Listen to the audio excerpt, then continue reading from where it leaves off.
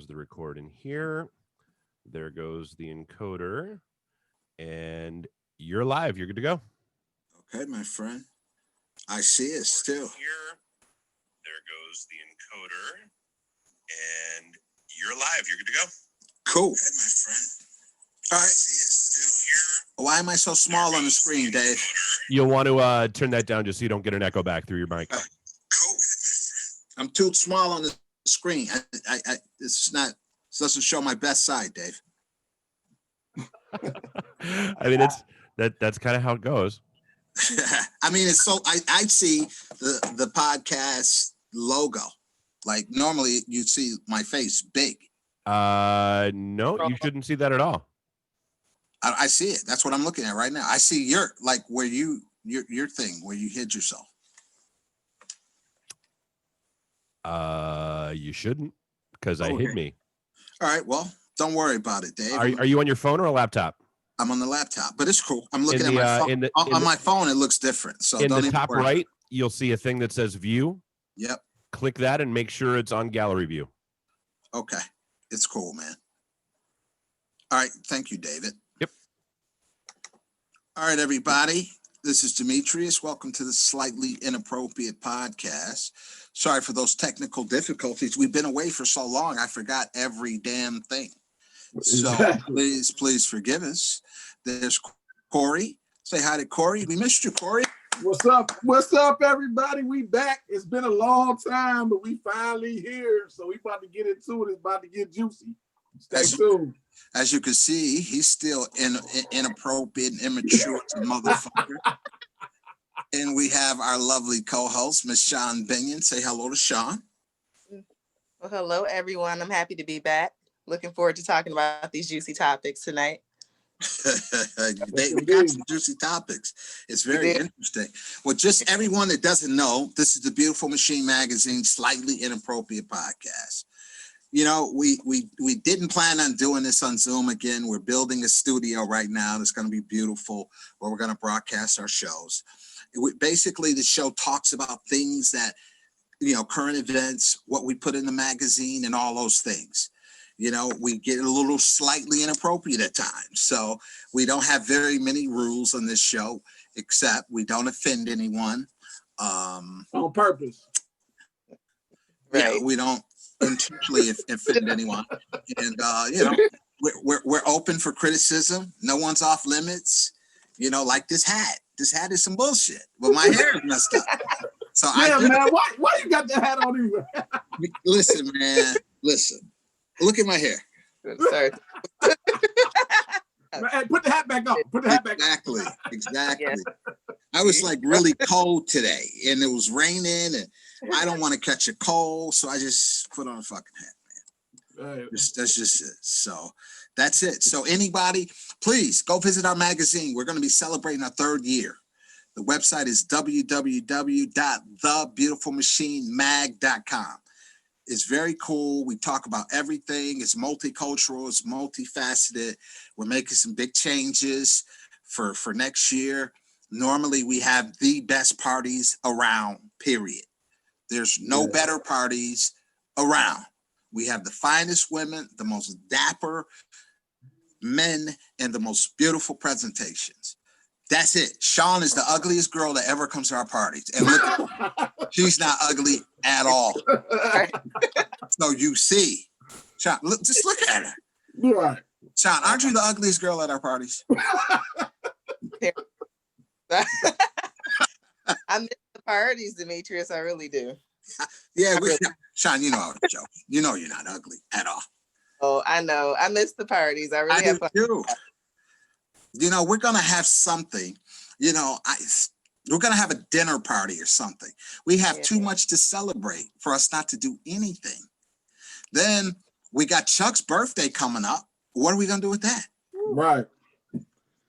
What are we gonna do with Chuck's birthday? It's a pandemic, man. We gotta just make it happen. But when people ain't acting like it's a pandemic. Everybody around me is flying all over the place. Yeah, for sure, man. I've seen people at the clubs, you know, like they getting wild, buck wild, man. They at the clubs, they at the strip clubs, man. These places are packed. I look at those places, I'm like, all I see is Rona. You know what I'm saying? I can't help but just see the Rona in the room, you know. But the young people, they out there. They don't care about this pandemic. They out there getting it in.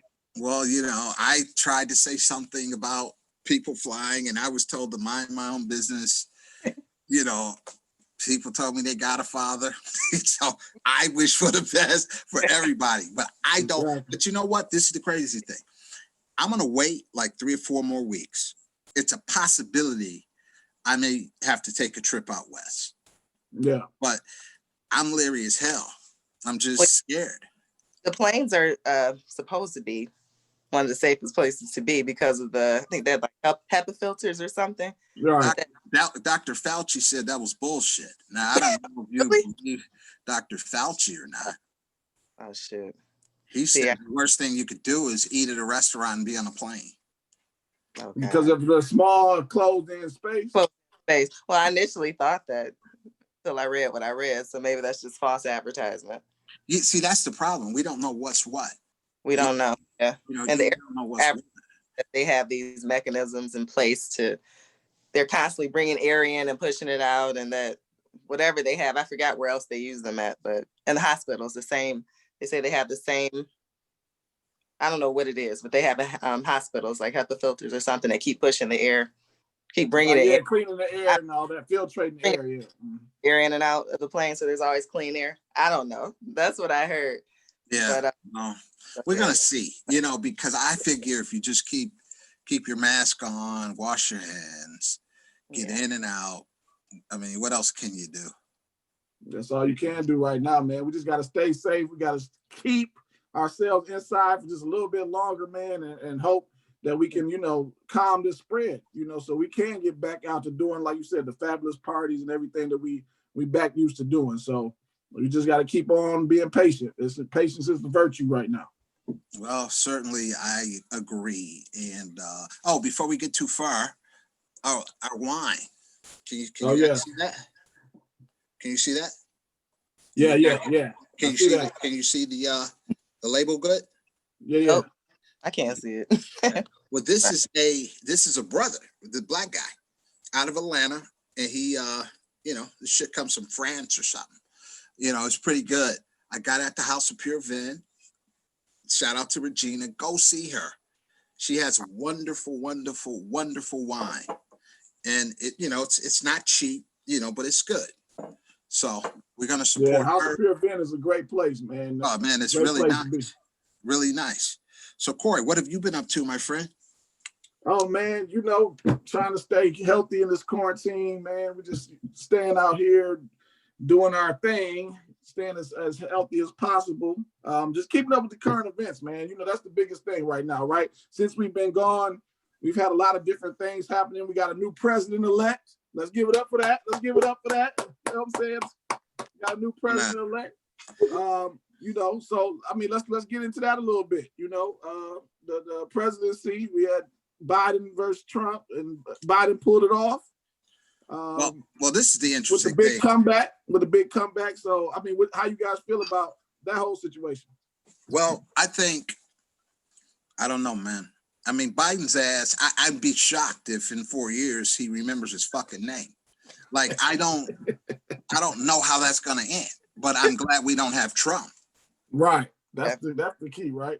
You know, so it's very important that we have Kamala, you know, around or whatever, because I think at some point it's very possible she could be president. For sure. Amen. It's very possible. Hey, shout out to the AKAs, by the way. Let me give the AKAs a shout out right now. They're going crazy right now with Kamala as the vice president. You know, she's an AKA. So, I mean, I don't know how many AKAs your mom was including an AKA, my sister, right? and my mother, God rest her soul, man. If she was around, man, my mother would be like on the moon right now. I mean, it'd be pink and green everywhere. So shout out to the AKAs, Kamala Harris. We congratulate her on her vice presidency. That's pretty good, man. I'm fuck, man. You know, politics, this is if you're waiting on any of them, Republican, Democrat, Independent, any of them, to make your life dope, your life is fucked. You know, you got to just get it for yourself and just align. Trump has had to go, just no matter what. Well, yeah, man. I don't. like, Yeah, he had to go. yeah. I wouldn't care if it was fucking Mickey Mouse running. I would have voted for Mickey Mouse over Donald Trump. Yeah.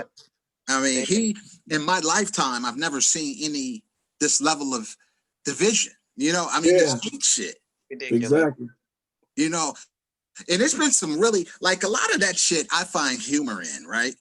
I find humor in this shit because, see, like, racist white people, and you know, I'm not talking about white people. I'm talking about these uneducated, you know, trailer park motherfuckers, you know, that, you know, with the big ass flags, you know, to Trump and all that bullshit. Right. They want the smoke until the smoke show up.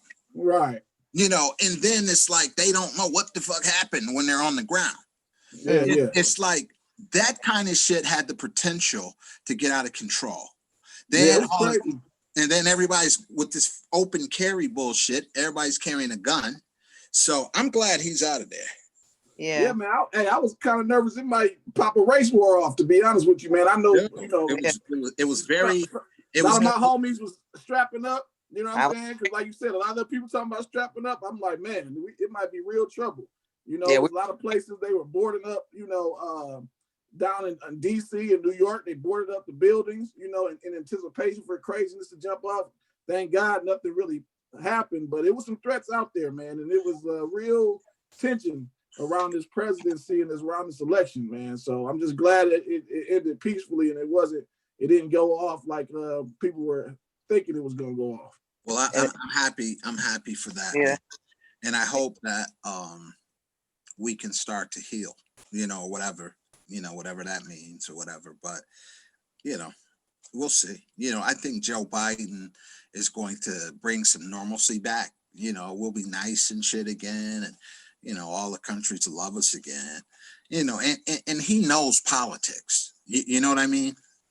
He knows who to put where and all that shit. And, man, I keep getting fucking texting. I'm sorry. He knows what the fuck to do. So hopefully he'll get shit back, at least normal, where it's not just nuts. Yeah. You know, it was so funny. This is a true story. I think I only told a few people this. I thought this was funny as fuck. I laughed in the car for like 15 minutes. So I'm leaving Walmart in Commerce Township. Okay. And I had like the spot right up front, you know, and I'm one of those dudes. If I'm walking to the car and you're like looking for a spot, I'll point and be like, yo, you know, right here or whatever. Right. Yeah. So this dude in a fucking pickup truck, it's a true story. I laughed my ass off. I went like this and pointed like you could have this spot. Do you know that this dude rolled down his window and said, I don't want your nigger spot, and kept driving? What? It's the funniest shit. This happened? This is probably not a month. Oh, wow. Oh, are you crazy? It was funny as hell. And you ain't just like go in and shit for that? Man, I looked at this motherfucker and kept walking and laughed in the car for like 15 minutes. Like, this guy's. What was funny about it? Well, why was you laughing? Well, it was just funny because it was ignorant. That's number one. Okay. Number two, okay, park in the back. Whatever. It doesn't matter to me. Right. I'm just trying to be nice. Yeah. And number three, you know, just keep talking that bullshit. Just don't get out your car. Yeah. You know, and I don't, this is the thing, and this is a true story too. Out of my whole life, I know that I've been discriminated against, but I can't tell you one time because I've never paid attention to that shit. True. Like, I don't even care. I'll walk in a fucking hillbilly bar and say, hey, everybody, how you doing? I'm going to make you respect me or make you disrespect me. And then we'll deal with however it comes after that. Right. But I don't pay attention to that shit, man. We got too many things to worry about besides somebody else bullshit. So you're going to show your hand because I'm not going to be a stereotype, and I'm going to force you to. I'm going to say, how are you? And look you in the eye. You might say, okay. And then we're okay. You might say, don't talk to me, nigga, or whatever. And then we'll deal with that. So I don't pay attention to that shit, man. It's crazy how, you know what I'm saying, people show their colors in certain situations and getting, you know, like I said, about the election. you know, like you said, people show out when they feel like they're around their own people. Like you said, Commerce Township. I'm pretty sure he wasn't gonna do that in Detroit, right? But same thing, just like when the election was going down, you see those Trump supporters went downtown. You know, certain people feeling real safe downtown these days. You know what I'm saying? Now, let that have been 20 years ago when Coleman Young was in place. I guarantee you wouldn't have been a damn soul down there see, in front of the CCF building. Well, so, even the people that showed up downtown, they didn't come for smoke. They were like older people down there talking about, we just want to see the numbers and all that shit. Talking about stop the vote. And then look, what's the guy's name? Little Ty Crispy or whatever went down there with that. Did you see the video went viral? We went, I love black people. The little kid that does that reporting bullshit. Hey guys, we're from Detroit, East Side, West Side. You didn't see that shit? No. It went viral. You know what I'm talking about, Don? Sean. Oh, I'm like, who's that? Yeah, I fucked up. Sean, did you see that video? Are you already calling people by the wrong name? Wine you on already? You already on it? You already drinking that wine? Well, truth be told, this is like the second bottle. But listen, this little guy did this video where he went down there outside what's it called? The TCF building? Yeah. Okay, and he just did this video, and they're out there with this bullshit. We want to see the votes, and he just goes, "Black Lives Matter" or something, and scared the fuck out of all of them. They all. Yo, speaking of TCF, right? Fun fact, right? Because I was tripping. A lot of people like, man, I can't even. You know, I'm not even used to TCF. It's always Kobo. It always be Kobo to me, and you probably know this, D, and maybe Sean too. I was told, and maybe you guys can fact check this or not, but I was told that Kobo is the name of a guy. That was racist. Like most of these buildings are named after, and he was a racist bastard, right? Yeah, he was. So you know, all this thing, you know, a lot of us feel like, oh, it's always gonna be the Kobo Hall, and it's gonna be Kobo to me. But then we turn around and find out that this dude was really a racist asshole. So it's like, you know, we gotta like know your history before, you know, you try talking about like, oh, it's always Kobo, and I don't want to call it the TCF Center. Now, correct me if I'm wrong on that, anybody. Nah, he was racist as hell, man. So was like what's his face? Like Henry Ford, like the dad or whoever the fuck he is. He was like really anti-Semitic. And you know, a lot of them. I mean, look, man, we come from a country that was built on some real shady shit.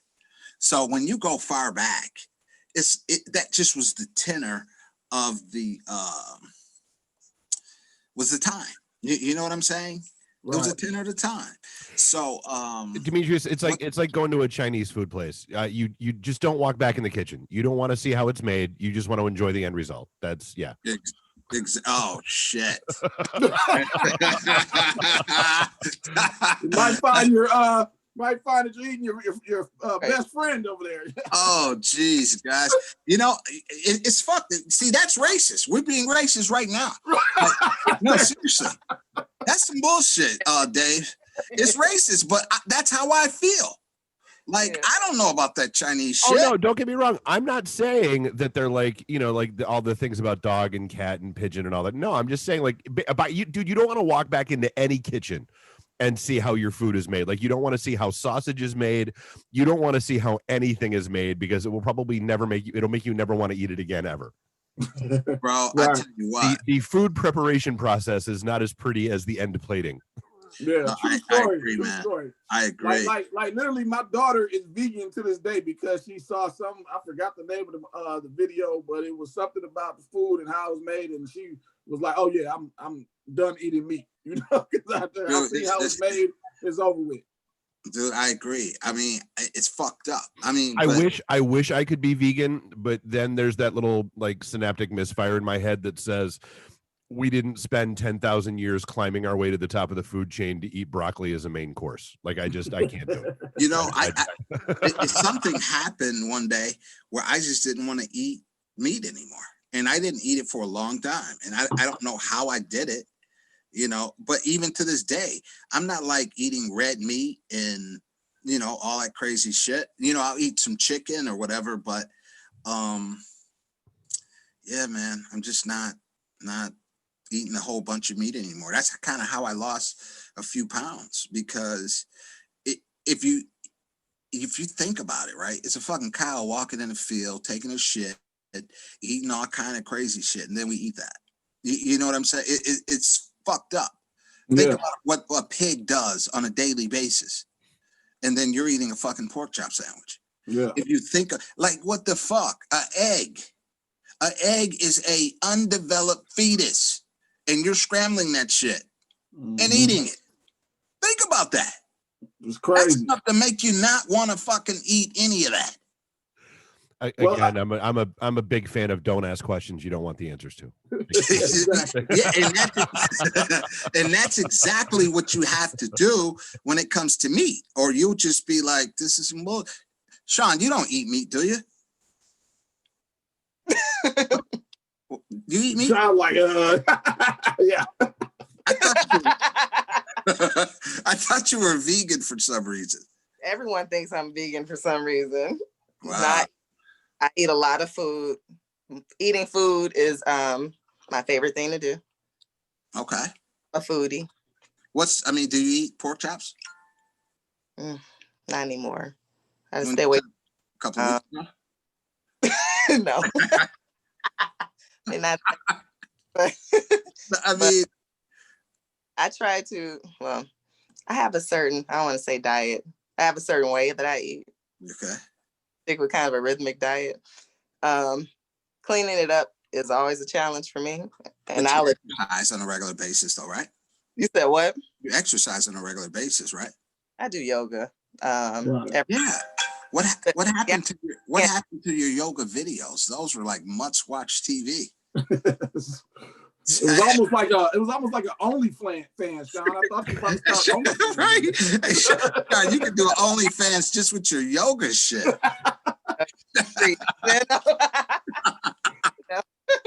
But I do have something coming up. I can't really talk about, but it's kind of. Well, since we're talking about that, tell everybody about your new business. Hold on 1 second, D. Before we get into that, I don't want to get off. I want to real quick because it's very important that we right before we get off the Trump and Biden thing. It's a very historical thing about Kamala Harris being the first Black woman president. We have a wonderful Black woman on set with us, Sean. So I just wanted to get your opinion, Sean. You didn't really talk about it too much, but tell us how you feel about Kamala being, elected as vice president, as a Black woman. How does that make you feel? Kind of give us a little bit, touch on that a little bit for us. That's very exciting for me. I didn't think I would see a Black president in my lifetime. So when I saw President Obama, that was very exciting for me. So to see Kamala, step up in the vice presidency, and like Dee said, Biden is elderly. So, we don't know what's going to happen. So it's possible she could step up and be president. I think it's a wonderful thing. I think the most beautiful thing about it is our young ladies. They see that this is possible, and not just the Black girls, but the white girls, the Hispanic girls, the Asian girls, whoever it is. They see I can do this, and that's always impactful. I think that's the most important thing, though. That no limitations, seeing that you can do everything. Right. That's the biggest thing I've been hearing. Like a lot of people, like, hey, I can finally see myself as a woman, or even a woman in color. We can achieve that, and so that's like you said, historical situation right there. Right. Okay. That's dope. Yeah. Okay. So, for me. Well, I'm excited. I'm excited to see. I'm totally excited to see. This whole political shit has me a little disenchanted right now. But once Trump's ass is all the way out of there for sure, I think I'll be really excited again. Well, they have. They have officially started the transition process, which is good. Oh, finally, because I thought they was about to have to send the eviction sheriffs to the White House. I'm not gonna lie, on the front lawn. I was half hoping for that. I really, really was. But no, the lady in the GSA that was kind of holding things up approved it, I believe yesterday or possibly Monday. But so now Biden has access to the transition funds. He's able to get briefings. He's got all that stuff going now. Amen to that. Do we have any comments, Dave? Somebody's saying check your text messages. Yeah. Okay. And that's it? For you. At the moment, yeah. Oh, wow. Yeah, we ain't got juicy just yet. Don't worry. I'm wondering, y'all gonna get a lot of participation on some of these other topics. Trying to see. I want to make sure it's on my Facebook. Make sure I didn't destroy this or whatever. All right, Corey. So that was the Trump Biden stuff. Did you guys already deep dive on COVID? Like I said, I was turkey prepping. COVID. No, let's talk a little bit about that. I mean, COVID is. I don't even know what the fuck to say about COVID. Like, it's not going away. That's what. Step one. It's a real thing. It's here to stay. Yeah. I was just talking to somebody earlier. Currently, in my what I would call the Venn diagram of my life. So like my, closer friends and their immediate family. In the last week, I've got 1 death. I've got 6 hospitalizations. 2 of them are intubated in ICUs. And I want to go 14 or 15 positive tests. Really? Yep. That's crazy. What the fuck, man? Are they staying inside? That's the sad part. Is by and large they have been very, very careful, and it's just, and that's the crazy thing. I mean, it's especially with an incubation period, and they think it might only be. I don't know if you saw the news today. The CDC is thinking of shrinking their quarantine recommendations, where it's 14 days currently, but with an incubation period of up to 14 days, it's so hard. I mean, even if we weren't the self-entitled whiny ass society that we are, contact tracing would be hard, because I mean, think about how many people typically or you come in contact with over the course of 2 weeks. Whether that's, work and meetings, or, you go out one night over that course of that 2 weeks thinking, well, one night in 2 weeks, I'm kind of being safe and doing it that way. And even then, I mean, like one of the bars that has always been kind of my safe space, because it is, it's a little dive bar, and it's usually the same 6-8 people there all the time. Both bartenders and 4 of the regulars positive there.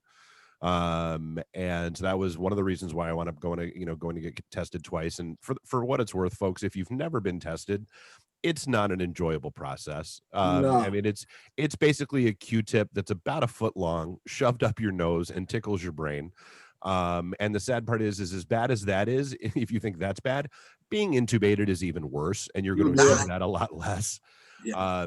But yes, I mean, it's just crazy. I mean, like I know people that have been almost neurotically paranoid about it and have still wound up catching it, because I mean, dude, the necessity, just the necessary evils of life mean you have to have contact. Even if you're staying home, like me, dude, I pretty much stay home for the most part. I go to the studios very rarely with shows, and only with, the show hosts that I know really well. And we still, temp check and all that stuff. And I swap out all the mic muffs and all, in between shows. I get my groceries delivered via Shipt or Instacart. But okay, so there's a point of contact. Like, how do I know, the delivery driver, the person that's shopping for me doesn't have it and is handling the bags that are then left on my porch that I then handle. And I mean, it's such a catch-22. Yeah, they say the numbers are higher than they were the first lockdown, and we're in a partial lockdown now. I just want to know with you guys, definitely chime in, but do you feel like we're headed for another lockdown? Do you really, because I feel like this is just the beginning, and we're probably going to be locked down again personally. Well, I don't know, man. I know this. I know I would trust whatever Biden says more than I trusted what Trump says. That's what I know. So if Biden says we need to go down, I'm with it. Yeah. You know what I mean? Like, I mean, I don't know, man. It's so frustrating because a lot of people I know just aren't taking this shit serious the way they should. And they say the weirdest shit. And I'm done talking. I'm not, advising anybody. I'm going to listen to who I think knows what the fuck they're talking about, and I don't really do much. I'm not really going out much. I got gloves in the car. I got mask in the car. I got all kind of shit. And I'm just praying that I don't get it, because seeing the pictures of people on respirators and hearing about, like, one of my friends in California, he's on a respirator, it's just, it's fucked. And this all could have been different I don't think it could have been avoided, but it certainly could have been different had it not been politicized. Because you got half the people, with this bullshit listening to Trump, who doesn't, his fucking thing is drink some bleach, and not listening to the physician who's saying stay home. And now you have people that are just being assholes. I'm not wearing a mask. It's America. I mean, fucking Matthew Stafford's wife tweeting bullshit, talking about she's sick of being in a totalitarian state. Did you see how fast she walked that back? Yeah, but see, walking it back is bullshit, because the first thing that comes out of your mouth is how you feel. Yeah, nobody reads retractions. Nobody. Exactly. To totalitarian state who's paid her husband $300 million and haven't won a goddamn playoff game.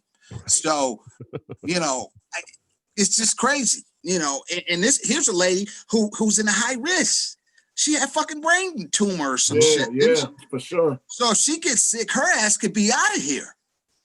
So all that shit, and this is like the second time she said some suspect shit.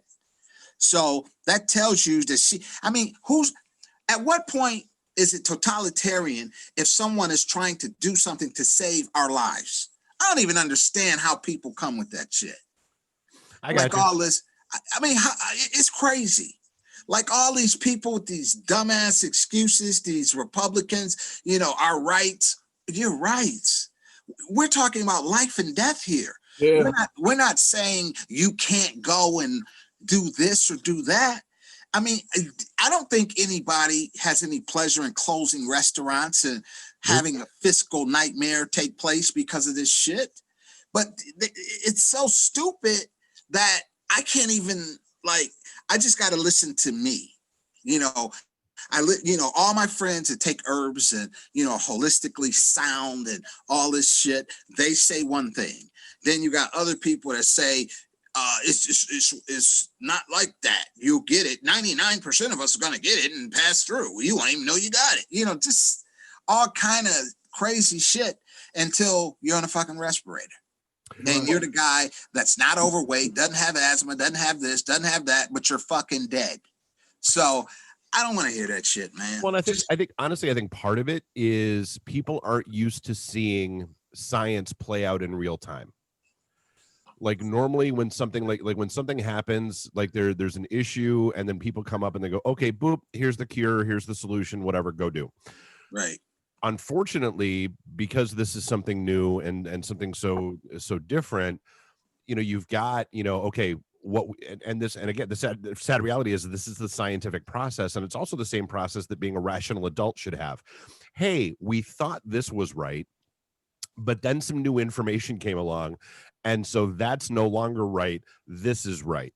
And then new information comes along, and so you have to, okay, it's masks, not masks. Yes, masks. Okay, yeah, no, the more but you still have people running around going, oh, well, but the CDC said masks were stupid. Yeah, they said that in March when they didn't know what the hell they were talking about. Listen to them now, not then.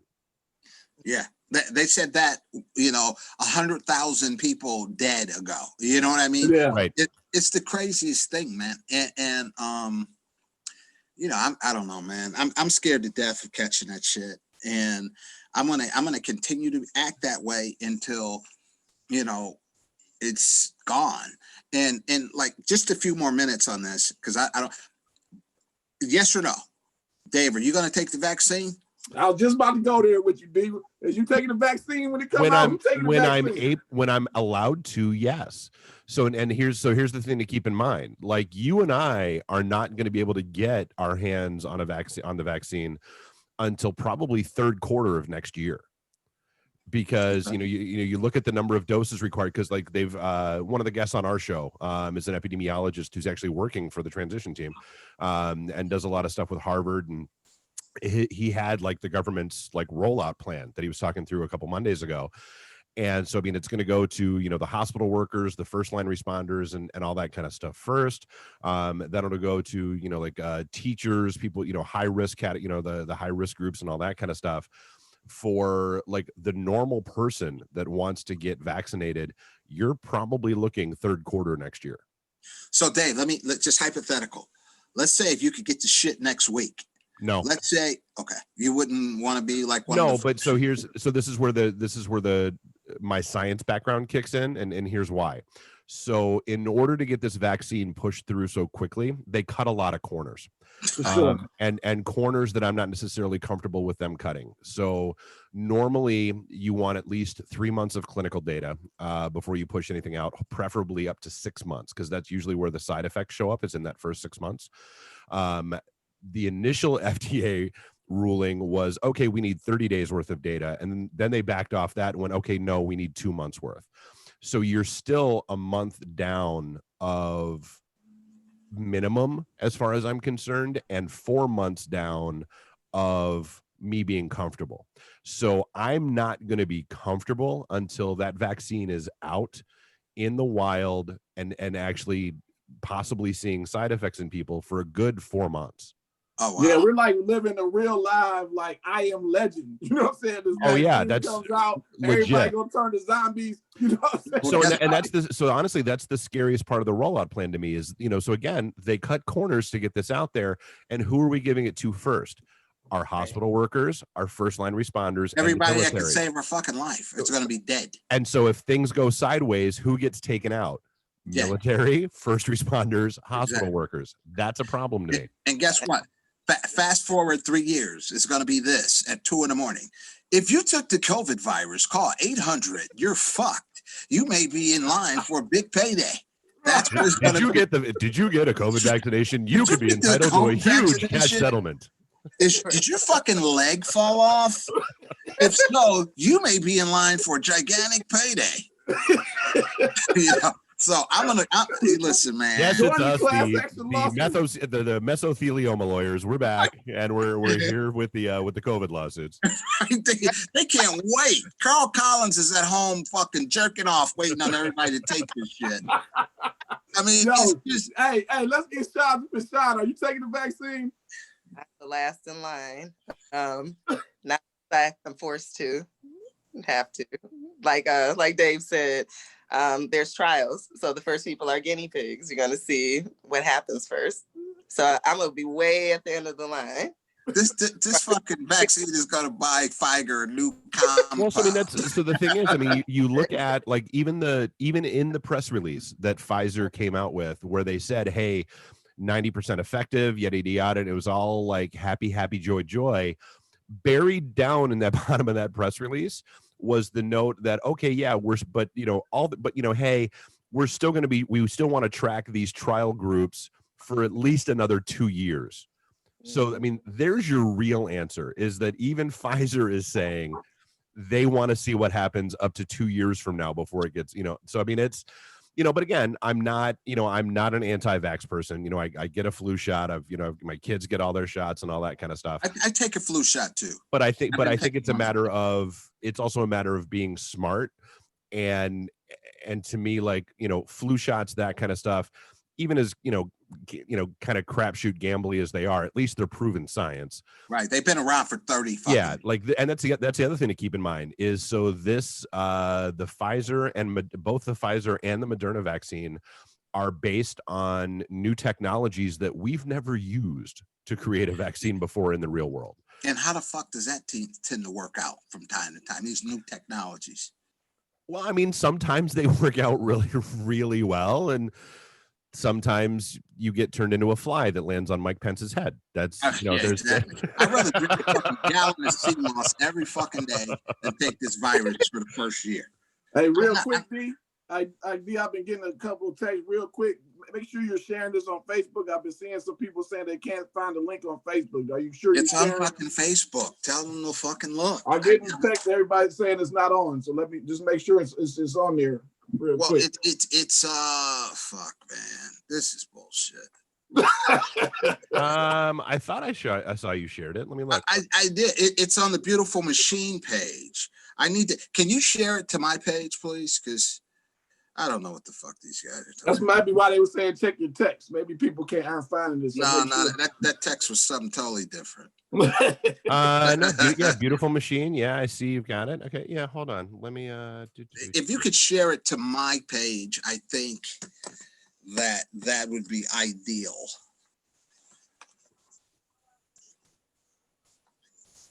And my hair is fucked up. That's why I got on the hat. It's matted. I'll take it off if that makes you guys feel better. No, actually, it makes us feel better when you put it on, brother. All right, cool, man. I'm like trying to be warm. I don't want to catch a cold. I don't want to catch shit. So, Sean, let's talk. How have you been? Tell us about your business. I've been good. Oh, yeah, Serenity Cave. So I opened Serenity Cave at the beginning of September. It's a mini spa in Southfield, Michigan. Okay. I created it to be like a healing center. So it's a holistic healing space. I wanted people to be able to come somewhere where they can receive spiritual, emotional, and like psychological healing just being in the room. So I do acupressure, luxury facials. We do yoni steams, foot detox, foot soaks, reflexology, and meditation and breath work. And guided. I also do guided yoga sessions. Oh, wow. But Yeah. Corey was telling me he really enjoyed his yoni steam. Yeah, I don't know much about the yachting steam, but I will say this: I've definitely had Sean's reflexology. Right? Is that what I did? No, acupressure. Acupressure, man. I'm telling you, if you haven't gotten services from her spa, man, you're missing out. It's a great. Right, tell us about that. Tell us about what it's. Do it.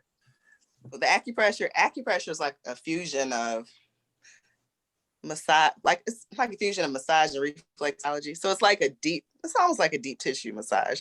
Really? So yeah, you're massaging, you're rubbing, but you're also concentrating on these points in the body, these pressure points, and pressing.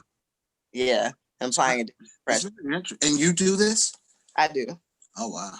So I guess my question is, how's that working out with with COVID and everything running around these days? Like what kind of precautions do you have to go through? I know. And so over the past week, things have been slow because everyone assumes we're closed because of what's going on. And I actually have not been advertising much for over the past week because I'm trying kind of like maybe kind of, I'm going to fall back a little bit over the next few weeks at least to see how things are going. Right. Let's populate the shop. So if they come, they come. When people come, now might not be the best time to be just bringing randoms in. Right. That's what I'm saying. Just random off the street. Yeah. I have, my regular people who may come. Like I said, I haven't been advertising anything over the past. Do you take the temperature when they come in? Yeah, I take temperatures. I always wear a mask. Okay. Have them mask. I have hand sanitizer. Also, my room is equipped with a halo generator. It's actually a salt room. So what's that mean? Right. So the halo generator, it actually works. It's like an antibacterial, decongestant. It also kills flu viruses. Oh shit, that's cool. Yeah, yeah. It helps with upper respiratory issues, asthma, bronchitis, COPD, even skin issues like psoriasis, eczema, things like that. So being in the room help. That's my comfort. It disperses a certain amount of salt every 2 minutes into the room, and it's perfectly safe, non-harmful for anyone. And could you have one of those at your house? Yeah, you can. You can put it for some. You're kind of breaking up a little bit, or is that just me? I don't know. Can you guys hear me? We can hear you. A little choppy at times. Was that just on my end, or because I still got my cell phone here? Maybe that's it. Okay. No, it's choppy. It's a little choppy. I hear it too. Okay. I hope you can hear me better. But yeah. You can get one of those. You can get a halo generator in your home too. I actually recommend it. Are they expensive?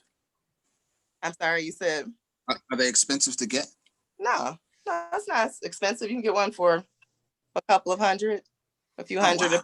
What if I have like a large saltwater aquarium? Does that help? No.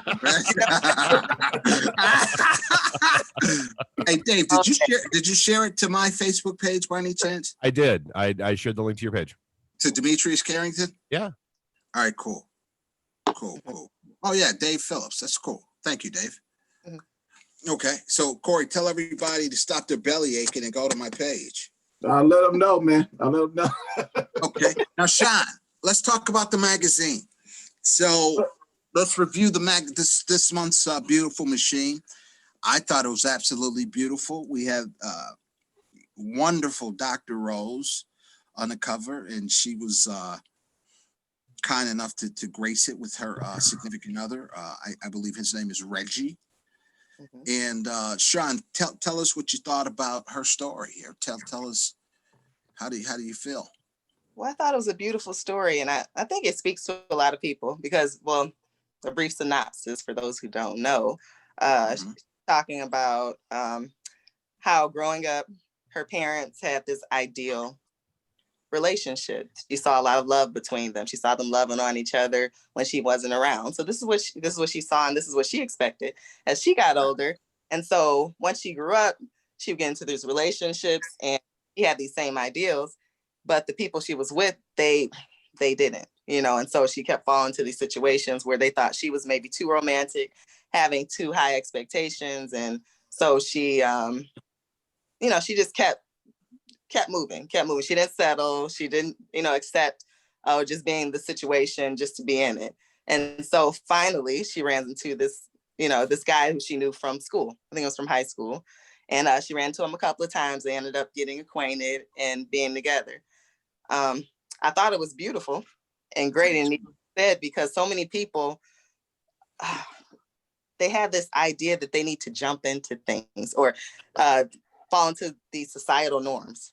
By a certain age, you need to be, and people are getting away from it more so now, but it used to be, you had to be married by a certain age. I know growing up, people would, even in my 20s, are you not married yet? Like, I don't want to be, I'm fine. But people always, are you married? You have children, this, that, and the other. And people would get worried about other people, and they accept proposals they don't really want to accept. They end up in situations they don't want to be in. Like my mom says, you end up in a relationship. You don't want to end up in a relationship. Right. And so I thought that was a great thing, that she actually found love, found what she wanted. That is, I get so much encouragement from Dr. Rose. She's easily one of my favorite people in Detroit. Like, she's just so practical and smart and pretty and nice and strong. And she's something. She's really something. And I'm really happy that, Reggie, she found him, or they found each other, I would say. And it's like I'm living vicariously through her and Reggie right now. Like, I guess it was his birthday last week, and they were somewhere, and she was posting these videos, and it was so loving, like, here's the birthday boy and all that shit. It's just really good shit. You know what I mean? Like, I'm so happy that we were able to catch her and get her on the cover at this time where we got the chance to kind of see how their relationship works. And it's because you forget about stuff like that. Like going through dating. She just sent me 3 hearts. I love you, Dr. Rose. Mwah. And for me, like this whole COVID thing, this is what I learned. We were talking about this earlier, me and Corey. I not being able to sit, to do anything except sit. I started thinking about me and like what I want to do from a business perspective and what I want to do personally and all this shit, I have this idea that I'm like this really powerful guy that can do anything. Like I've always been taught that. And then I started to feel like, damn, am I still powerful? This ain't popping like, and I went to therapy. I went to fucking therapy. And I would suggest anybody to do that. Anybody. Because we all have little traumas that I didn't know I had no trauma. I'd be the first one talking crazy. Yo, man, what the fuck? This guy's nuts or whatever. But I had a lot of things. And like, I have goals now and I'm very intentional. And I understand what it is. And my fuel this is it.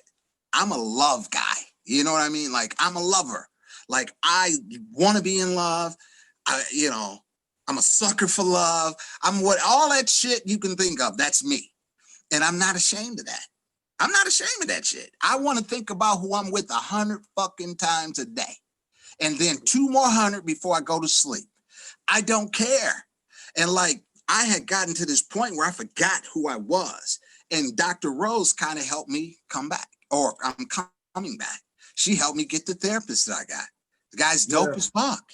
Yeah, that's important. That's important. It's important. So yeah. I just wanted mental health, especially in our community, man, is something we really need to focus on. You know, we always have been taught to like keep things in, you know, the men and the women, you know, men from a macho standpoint, women are, you know, taught not to, you know, really share their emotions and what they've been through. So, you know, in our community, mental health is very important. And it's very important that you do seek out therapy if you need it, or, you know, get to talking, or really just express yourself and not, you know, keep everything closed in, and, you know, just make sure you're being, you know, 100% with yourself and with everybody else, because it's real. And in these type of times, it really comes out. I've heard a lot of stories about, you know, suicide rates being up, and people, you know, want to hurt themselves because of this coronavirus, because they're locked down and they can't really move around. And, you know, the worst thing is sometimes just being in your own mind, you know. And so, you know, it's definitely something that we need to focus on in our community, especially just mental health. And they've been talking about it, and we definitely need to, you know. So it's good you went to the therapist, brother. I'm proud of you. You know, I'm getting close. I'm feeling like myself again. You know, now the crazy part about that is, I don't know, man. It's gonna be some shit happening. You know, I feel powerful again. You know what I'm saying? And this is the last thing, and then we'll move on from that. The reason I knew I needed to talk to somebody I kept saying this over and over. I kept saying things like, "You lucky I didn't do this," or "I would have did this back in the day," or "I would have did that." And then I started thinking, well, like some of these situations, I should have did what I would have did back in the day. You know, so, and then I said, why am I not doing it? Why am I not doing it? Why am I still in business with this person, or whatever the case? You know what I'm saying? And then you got to say, what the fuck, you know? And this is something this is wild thing. One of my aha moments was watching Donald Trump talking crap about Joe Biden. Is his name Joe Biden? Is that his name? Yeah. Okay, Joe Biden. The son? The fucking president. What's his name? Joe Biden. Yeah. Joe Biden. Okay. So he said Joe Biden lost his fastball, and it was a joke. And I said, God damn, I lost my fastball. And like, so once I realized that and reached out, my fastball is coming back, and it's going to be faster. And the first place that I choose to focus is Beautiful Machine. So we're redesigning the site. It's going to be all new in January. We have new stuff. I'm happy to announce that Chuck's going to be doing his D-Fabulous thing every month. Mikey Eckstein, we're honing in on his column. It's going to be a lot more things. We're going to have other podcasts. This podcast, once we move into our home, is going to be great. You know, we got Sean got a column. Sean has a column in the magazine. Sean has a holistic column coming. We can't hear you. Yeah. Say that again. We didn't hear you. Healthy and lifestyle hacks. Yeah, absolutely. We got some really cool events we can't say because people's try to steal our fucking ideas. Now let's get into that. Hey, D, I know you've been trying to be political about it. I know you've been about that, trying to be like, take the high road. And I'm not going to say no names. I'm not going to say no names, bro, because, you know, we like Dr. Dre and Snoop Dogg. So I'm about all that smoke for you, my brother. And, you know, what I can't appreciate is the fact that brothers trying to steal our shine, man. You know what I'm saying? We come out with ideas, and then they try to take our ideas. But guess what? It ain't going to work. Well, flattery. We got a magazine, now all of a sudden they got a magazine. We do an event, all of a sudden they doing an event. You know what I'm saying? Man, listen. This is America. People can do whatever they want to do. I'm happy for everybody. I'm gonna take the high road. I'm always gonna take the high road. But trust me, man, the road I'm traveling is narrow, and it ain't enough room for a bunch of losers. That's right. That's all I got to say. Demetrius Choice Awards coming soon. You tripping, man? Stop that, man. We're gonna be happy for everybody, and that's that. So, but Dr. Rose, her and Reggie have given me life, as the kids have said. And I'm going to have that, or I'm not going to have anything at all. Well, so okay. So getting on that, I guess in what ways do you feel that you're settling? It sounds like you may be alluding to something that's going on or has gone on before. Well, you felt that you've settled. Well, this is what I'll say. Yeah. The last 4 or 5 girls that I've liked, right? Mm-hmm. I don't know if it's just me. It is just me. Fuck it. It's just me. But I continue to attract women. Like, I'm a loving guy. Like, if I think you're beautiful and I look at you, I might say that shit 10 times in an hour. And it's fucked if they don't like that. If that's not their style, then it's like, oh my God, And I had got to a point where I was stopping myself from saying what I felt. You know what I'm saying? Like, if I look, oh, Sean, you're beautiful, I have to say, yeah. I'm not doing that shit. I'm going to be me because I'm dope. That's just that. We all have like different things or different like ways that we grew up or whatever our influences, and that's cool. I'm not knocking anybody. Some people don't require that. But I want to be, listen, I'm very lucky. My life has been lucky. And I just want to share what I know and without forcing it and it just click up with somebody. You know what I'm saying? Like, this is what I know. And then I'm going to move on. I got a lot of, I have people that just send me shit, like in the morning, I might wake up and I got 2 or 3 things, right? And this is one that one of my good friends sent me. It was just a meme. And it said some shit like, have a great day, blah, blah, blah. And believe this, some woman prayed to meet a guy just like you today. That's a fucking fact. You know what I'm saying? That's a fact. If you look at my record, it's a fact. And so I'm cool. Whatever's supposed to happen, and I've never been this guy, but whatever's supposed to happen, happen. That's my new shit. That's it. Only thing I'm focused on is Beautiful Machine, making that the best magazine in the country, turning that into a multi-million-dollar endeavor. And I've done that before. So my confidence is back. So if you're with me, we're going for a fantastic ride. So what are you looking for? What's your ideal woman, your ideal relationship? What does that look like? It looks like Dr. Rose and fucking Reggie. That's what it looks like. And that's all I got to say. That's it. I want to be fucking Reggie. Where's Reggie? Reggie, call the show, man. Where's Reggie at? Shout out to Reggie. Shout out to Reggie. Here's to you, Reg.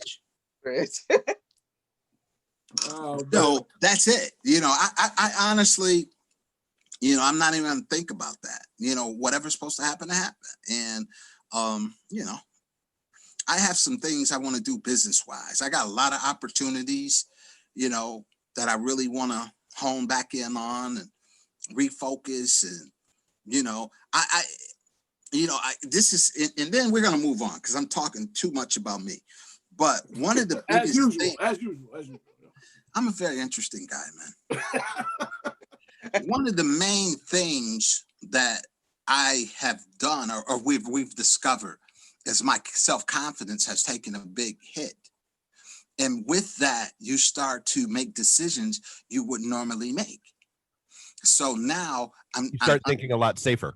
Yeah, you start thinking safer. You start going into this bullshit. Well, maybe I should, maybe I'm tripping or whatever.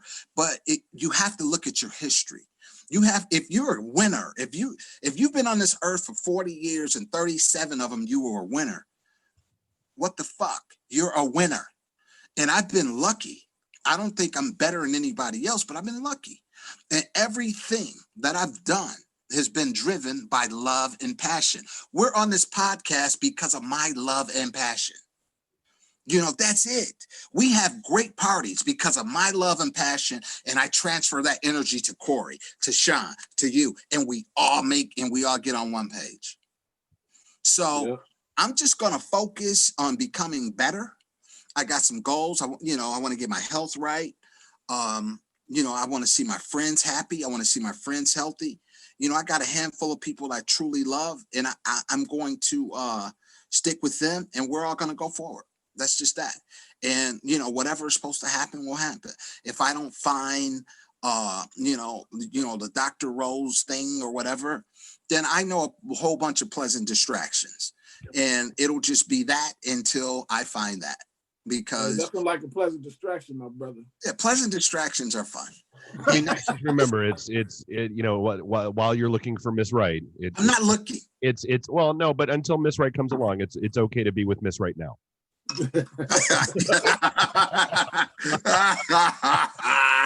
You're funny. Hey, Dave, we got any audience comments? Anybody saying anything in the chat? I had somebody chime in that just said, absolutely, therapy helps.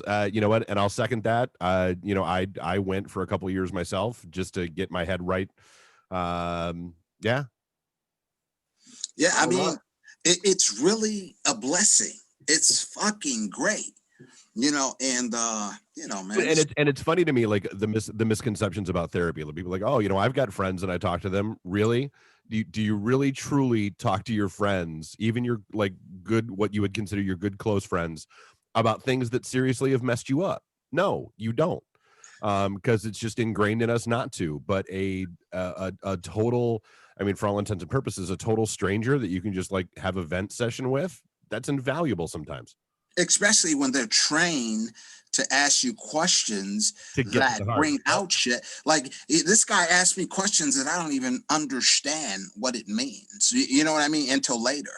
Like, because sometimes it's not even the response. It's the type of response that you give that tell them how to dig. It's fucking great, man. I love this fucking guy. And he's like, he's really cool, man. I mean, he's helping me. I'm in like 5 sessions deep. And I've had a breakthrough. And this is the crazy part. When you have a breakthrough, you physically feel it. It's almost like a heat that comes over your body where you feel like a weight that just was lifted off your shoulder. See, but here's the thing, because again, this is America and we're stupid. Don't do what don't do the, hey, you know what? I'm starting to feel better. I'm gonna go ahead and stop taking my medicine. Yeah. I'm not done. I still slip back into some of the old ways. Like I had a little setback we got to talk about, and it's all good, man. Like for me, I put a lot of pressure on myself, and I want what I want for me. I want for Corey. I want for you. I want for Sean. I want everyone to be happy in whatever way they deem happiness. And for me, I'm my best when I'm in a loving relationship, and I'm not afraid to say that. And that shit will happen. You know what I'm saying? I'm not like a fucking alien. If you knew what I like to do, if we knew that shit, it'd be 15 girls inboxing me tonight. But I mean, but here's the other part. Here's the flip side of that coin, though, is you're not making the mistake that a lot of people make. I can't tell you how many times I've had the conversation with people like, okay, folks, look, relationships are not like places to live or a job. You don't have to have the next one lined up before you leave the one you're at. No, you don't. Man, listen, it's okay to be solo. This is the thing. There are so many women that are really, really, really, really good women that no man should be fucked about a relationship. Just take your time and be honest and meet people and come in with a pure heart. Don't come in trying to bang everybody. I'm not doing that shit. We know the girls that for that. You talking about those girls with the WAP? Yeah, the girls with the WAP. We're gonna WAP them to death. I mean, hey, don't think. And by the way, y'all, don't think that we haven't got past that. We got a whole show dedicated to the WAP. Trust me, it's gonna be fire. So that's it, man. This is. I'm just cool, man. That's enough about me. This shit's not about me. Oh, but last thing, I'm writing a book too, guys. So that'll be coming out next year. Memoirs of Demetrius Carrington. Nah, it's not really a memoir. It's just kind of like my ideas of how to win. You know what I mean?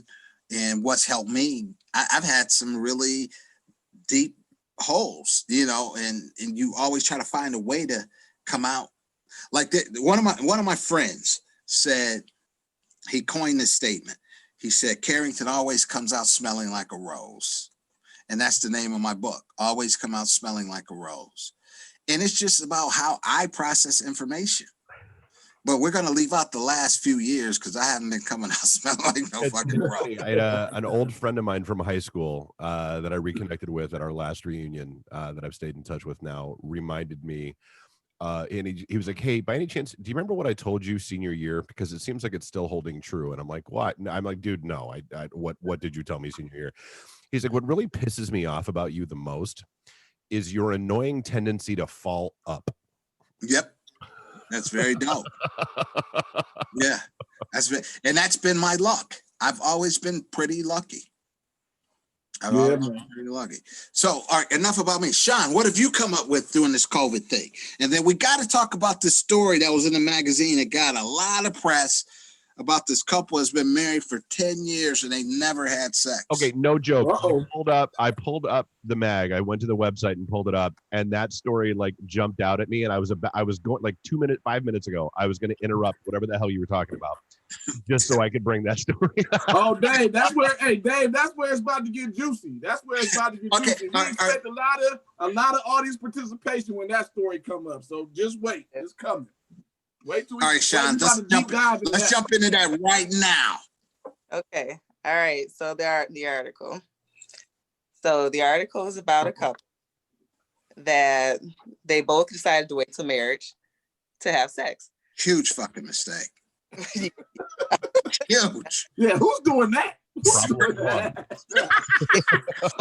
gotta test drive the car before you buy it. Come on. Right. Yeah. So they both went in blind. They just so decided to test. I think the guy was maybe around 25. I'm assuming she was around the same age. So they get married, so the big night comes up, honeymoon night. So they finally get to do it. And they said it was horrible.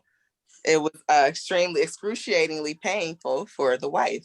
So they tried, it just didn't work. Maybe they tried a couple of times. And so then they go to the doctor, try to figure out what's going on and figure out that she has this disease. It's called vaginitis or some shit. I can't pronounce it. Vaginismus, I believe it's called. Yeah. Vaginismus. What? Say it again, Dave. Say it slow. I believe it because I read through it. I believe it's vaginismus, if I recall correctly. It's vaginismus. Yeah. Hey, D, can you break that down in layman's terms? What does that mean for the people that don't really understand what vaginismus is? Well, how layman do we want to go? We want to go Urban Dictionary? No, appropriate layman. What the article said is basically she has this condition causes her to get these really painful infections as a result of sexual intercourse. Oh yeah, that's bad. Her pussy's actual definition right here. Her pussy is fucked. Listen, it's a condition involving a muscle spasm in the pelvic floor muscles. It can make it painful, difficult, or even impossible to have sexual intercourse. Fuck. I mean, and from the article, it said even foreplay was painful. Foreplay? What the fuck? So I don't know what it's about. But now I'm going to say something. I feel like the medical community has let these people down. Like if we can get a COVID vaccine inside of 6 months, we should be able to have a cure. So people, I mean, dude, we've had boner pills for years now. Like there's got to be something that can help this woman. Yes. Okay. All right. Well, let Sean finish. Go ahead. All right, go ahead, Sean. Yeah, because this is crazy. So it's crazy. So they figure this out. So meanwhile, they're married for 10 years, no sex. So finally, I guess they found a doctor somewhere. I think the doctor is in New York. Okay. And the doctor can reverse the condition or fix it. And they're Australian, correct? Mm-hmm. I believe. Yep. So they're going to come to New York. So they've raised, I think it's $25,000 for them to come. I don't know if that includes the procedure or what, but so they've raised. I think they tried to raise $15,000. Yeah. Or raise $15,000 for her to come and get the surgery. And so I don't know what happened after that. I'm very curious. But they were actually married for 10 years with no sex. All right, now, Sean, let me, Dave, let's start with Dave. Yeah, let's dive into this. Dave, who's going 10 years? Dave, are you staying? Dave, are you staying?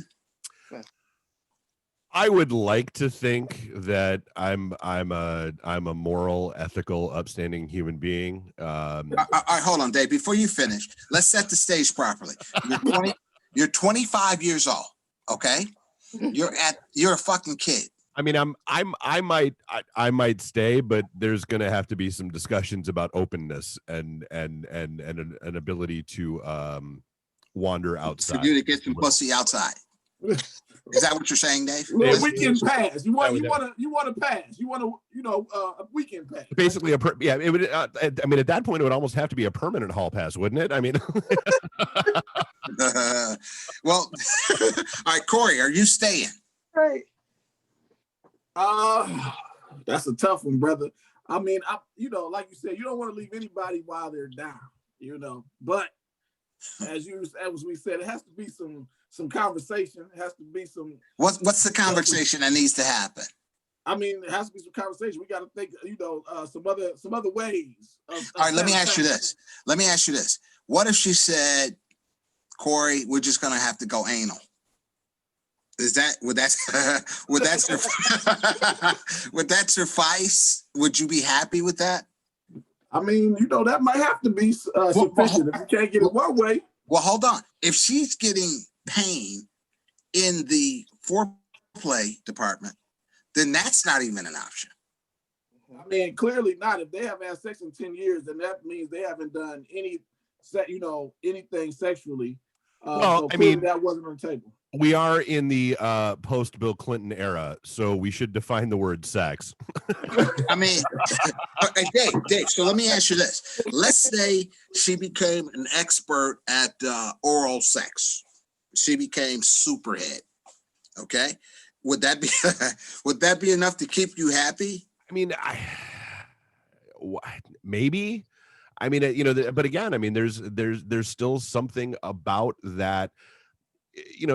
Sex isn't everything, but I mean, it's up there in a relationship. I mean, that there's a whole level of intimacy that you only, I think, get through sex.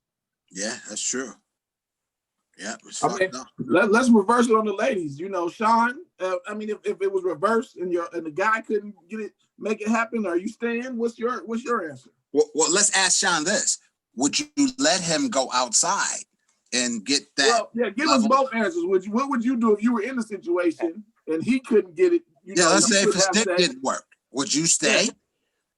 Well, get into that first. At 25, well, first of all, I wouldn't have been going into it blindly. For one. So you she get her some. There ain't gonna be no wait. Not waiting. Right. I just don't no. So that wouldn't have happened anyway. However, if that somehow happened, it wasn't in my world. But let's say if you had fallen head over heels in love with him before you got married, and then there's no lead in the pencil or some weird shit like that, but you loved him. You like, this guy's the fucking greatest. How would you process that information? Oh, well, no, we're not going to get married if it's not working. That's a part of it. So I'm not going to walk in. So if this guy had money, he was kind, he was smart, he was funny, everything except his dick was trash, you wouldn't. I could, and it depends on age too, I think. Or, well, no, not now, not at this age. If I was older, that may be a different thing. Okay, so let's say, okay, you didn't have sex before marriage. Now you're married. You find out this guy's dick is trash. Now what? See, now, again, if I was in this exact scenario at 25 and we hadn't had sex before, I think we probably have to have an annulment. Really? At 25, I have too much. False advertising. Okay, Sean. Oh, now Sean, this is bad, Sean. This is bad. We can't have bad. Now, Sean, let's say he woke up and had prostate cancer, and that's why he's fucked. You still bailing? Well, see, this is it. If in their situation, it happened on their honeymoon. So to me, it's like, you can still run. You know what I mean? It's so. Let me get this. All right, Sean, let me get this straight. So, okay. You're dating, you get married, right? You no sex because you guys are uber Christians. You're just not doing it. You want to make it to the pearly gates. You're not having sex beforehand. You guys are in Cabo. It's fucking great. Honeymoon, blah, blah, blah. He tries to do it. He can't. It's fucked up. You guys get back home. He goes to the doctor. He's got prostate cancer. They don't know what the fuck might happen. You know, they may have to take one of his nuts away, which could be the kiss of death. You know, you're 25. He's 25. You still adios amigo? And that's hard to say. If I really loved him. You really love him. You married this fucking guy. I don't believe in just walking away from someone. But it's it's the age thing that's getting me there. Like 20. The 25 is a big fucking deal. I mean, 25 is a crazy deal. Just a different deal. I'm older now. That's different. But at 25, that's a different thing. Now, this is the crazy part. This is the crazy part. No one's gonna believe that knows me. I'm not going anywhere. Mm-hmm. I'm not leaving her. I don't give a fuck. We're just gonna figure it out. Either. Hey D, who brownie points you trying to earn right now with that thing? No, see, that's that bullshit. I'm telling you. Because see, this is the thing. I'm not marrying anyone that I don't truly love. And the way life works is just, I could wake up tomorrow and have something crazy. You could wake up tomorrow and have something crazy. And now 25 is a bad situation. Yeah, see, let me retract. If I'm 25, wait, upon further consideration. Yeah, at 25, my life was crazy. I will probably do something stupid that makes me feel better, like give her a whole bunch of money and pay for some specialist to try to help her out. But I probably would be out. That's fucked. I hate to say. Okay, so D, is there anything that she could do? Like you said, is there? I mean, like you put anal on the table, you put head doctor on the table. I mean, if she became a master at those two things, is that going to keep you around? If we see, I just don't think nothing compares to that special place. I mean, anals, I don't even, fuck no.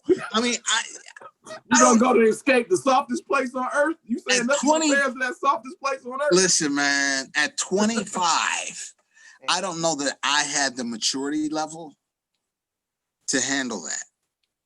And I would be supportive. But I probably couldn't stay in that.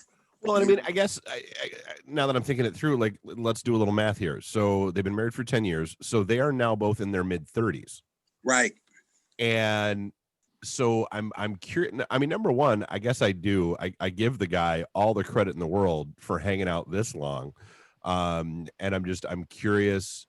Like I said, kind of like you, I'm dying for a follow-up. Because here's the funny part, somewhere like Vivid Video is throwing a bag of money at them to get like the first time they have sex after this procedure on film. Like, you know what's happening. You know, I just couldn't, I couldn't do it if it hurt her. I know that. Fuck, bro. I mean, I can't, at 25, you're a kid. You've only been legal to drink, 4 fucking years? I mean, you can't. Well, I mean, it's Australia. I think they're technically allowed to drink when they can walk. So I think. But see, this is because all the wildlife in Australia is actively trying to kill you. So I think you're allowed to have alcohol a lot younger. Right. Well, let me ask you this, Corey. Would you be a bad guy if you bailed? I don't think you're a bad guy. I feel like what Sean said. I mean, especially if it's false advertising. Somebody didn't tell you, or you weren't privy to that knowledge going into the situation, and you get in and it's not what you expect, then you have all the rights to bail. Now, bailing doesn't mean you're not there for that person. You Right. know, you might, you can say, hey, we can be friends and I'm with you this. Okay, this well, let me far, ask you this. Would you annul the marriage? That might be an option. Would that be probably the option? That would be probably the option. I'm with Sean on this one. I'm with Sean on this. See, this is the thing. I wouldn't feel right if she said to me, I know I can't do it. Go out and do whatever you have to do.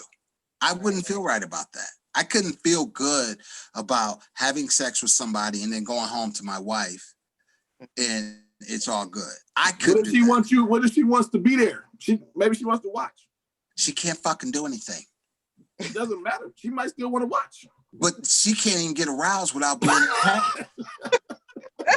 She needs to stay her ass at home. She's fucked. She got a short stick. No, I think actually the problem is she's not. That's right.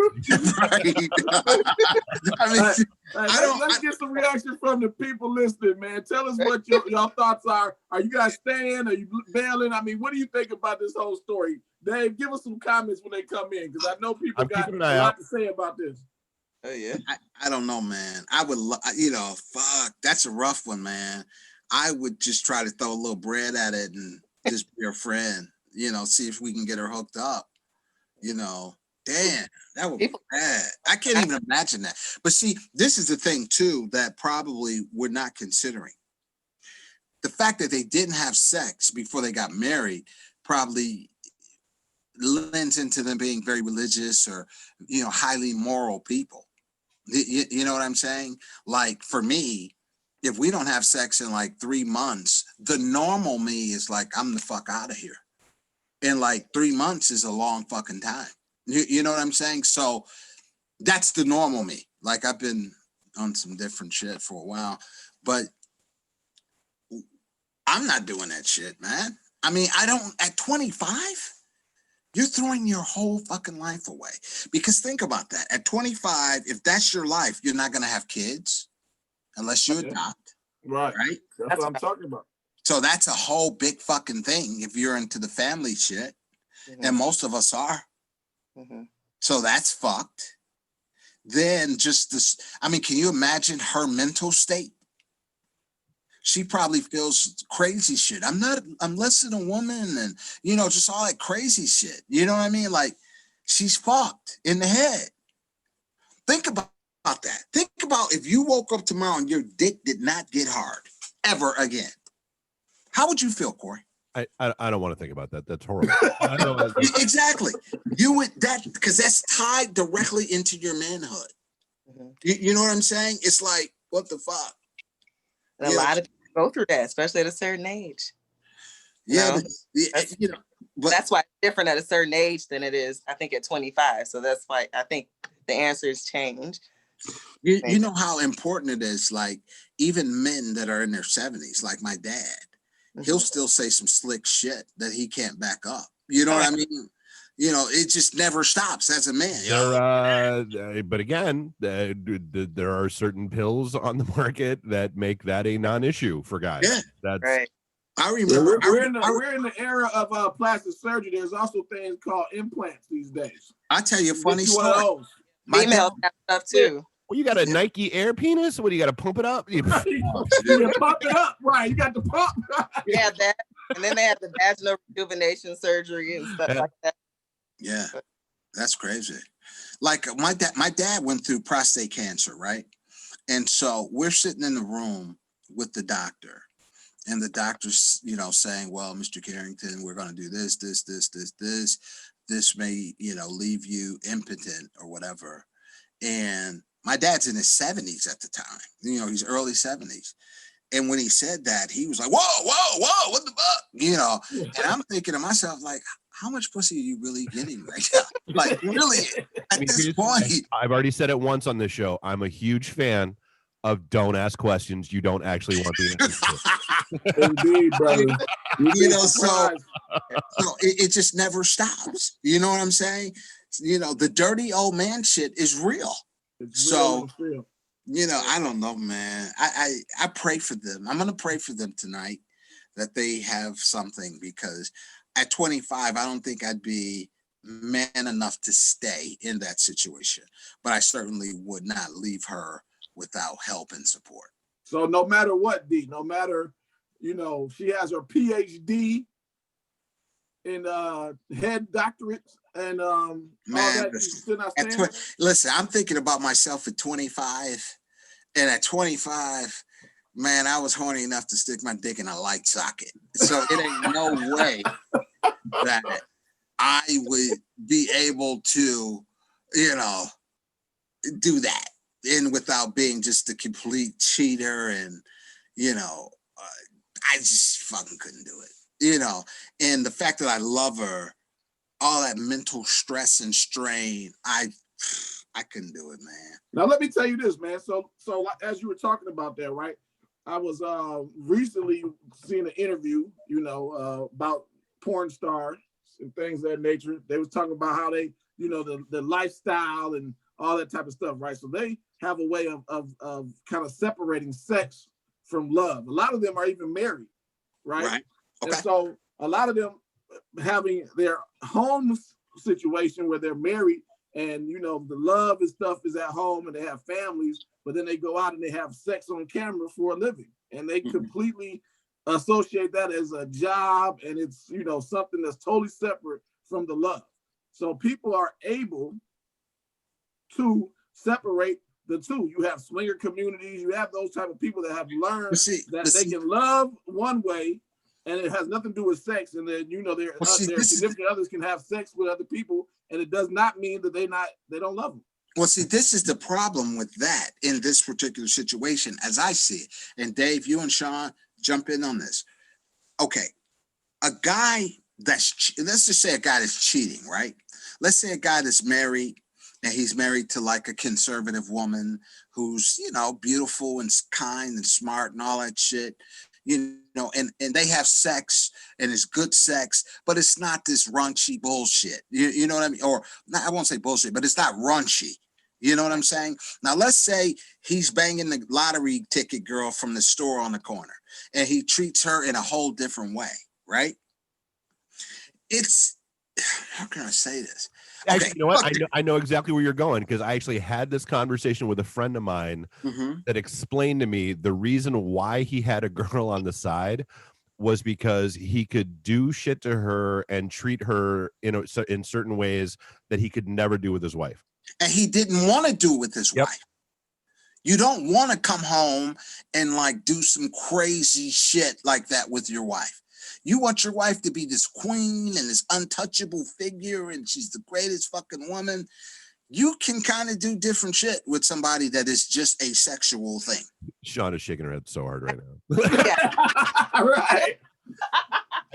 Like she wasn't even, I could hear the eye roll through the microphone. I just so clear. Sean, all right, Sean. What? Let me just finish the point, because I got all fucked up. All right, Corey. Now this is the thing.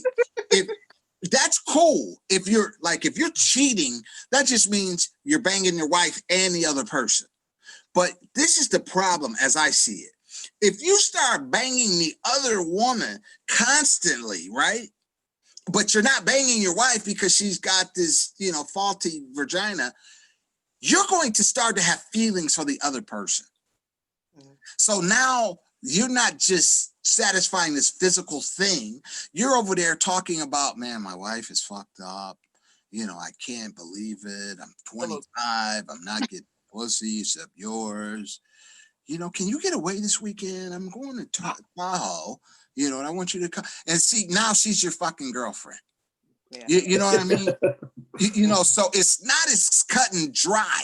It's so many doors that open. Like, I believe if you have sex with a woman like more than 3 times, you're going to start catching feelings. I don't care. I am, because I have sex intensely. I don't, you know, it's really good. So it's not going to be just some dumb shit. It's going to be meaningful. It's going to be fun. And I'm going to start liking her after 3 times. John, chime in on this. John, tell us what your opinion is, please. It's my thing. And the reason I was shaking my head is because we're talking about the guy having the wife. He wants to be this queen on this pedestal. Right. But I'm on this raunchy relationship, this raunchy sexual relationship with someone else. I'm that should be the same person. Exactly. don't understand is the separation.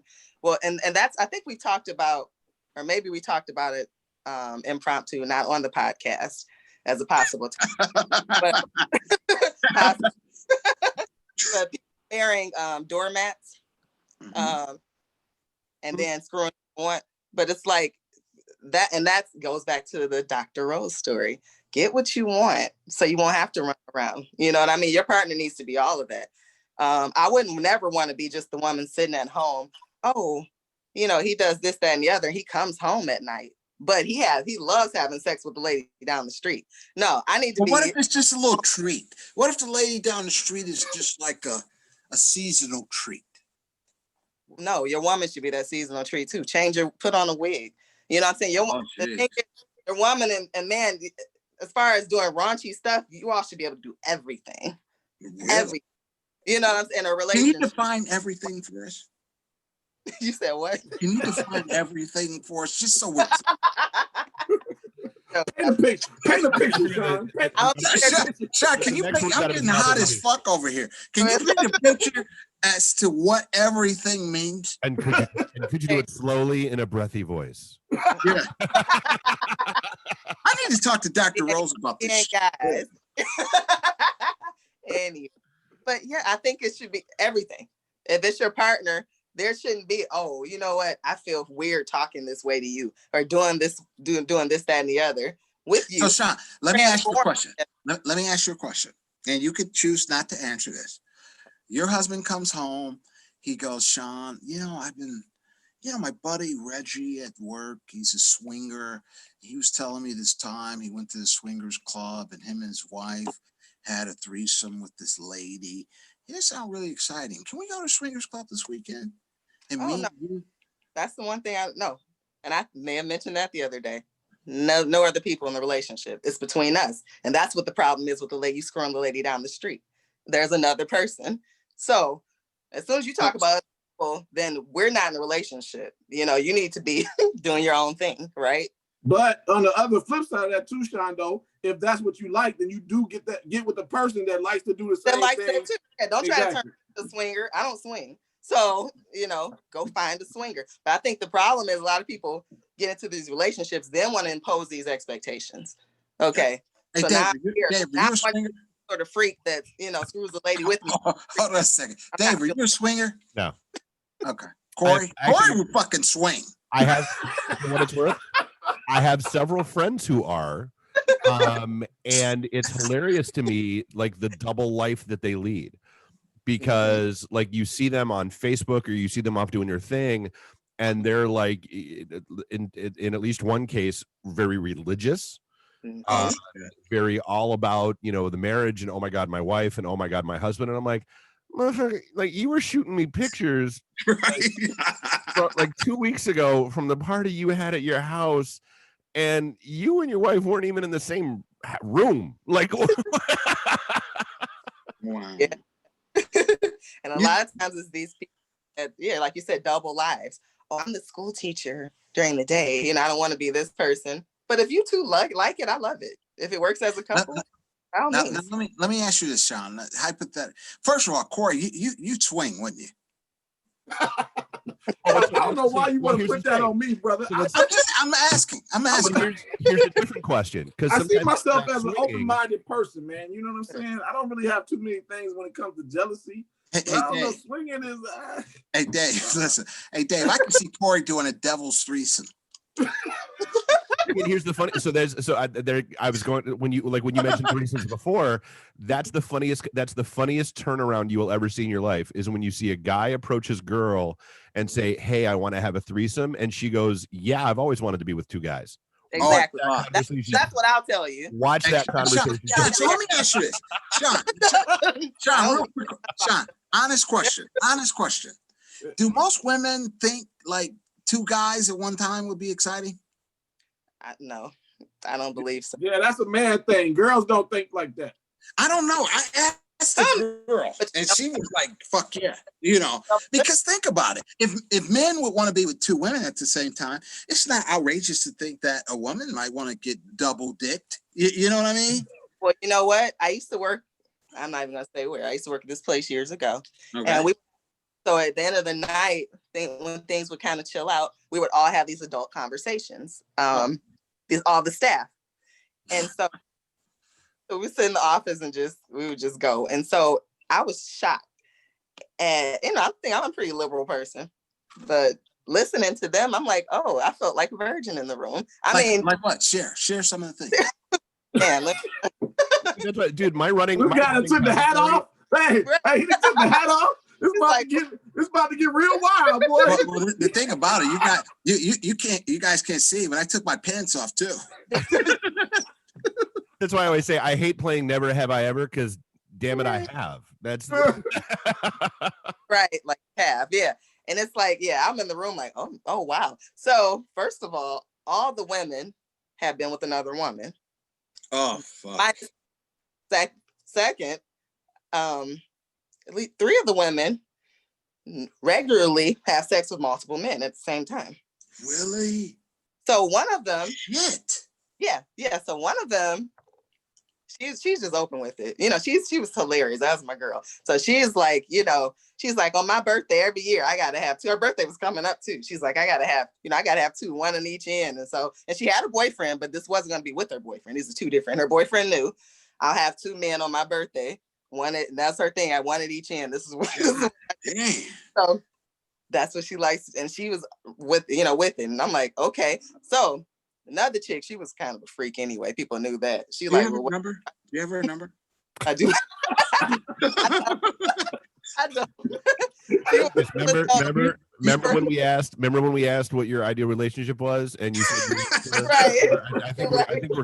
I think we're your therapist now. Look at me. Right. Look at me. We are the therapist now. No, I'm good, man. I'm in self-maintenance. So listen. So the third girl. Wait a minute.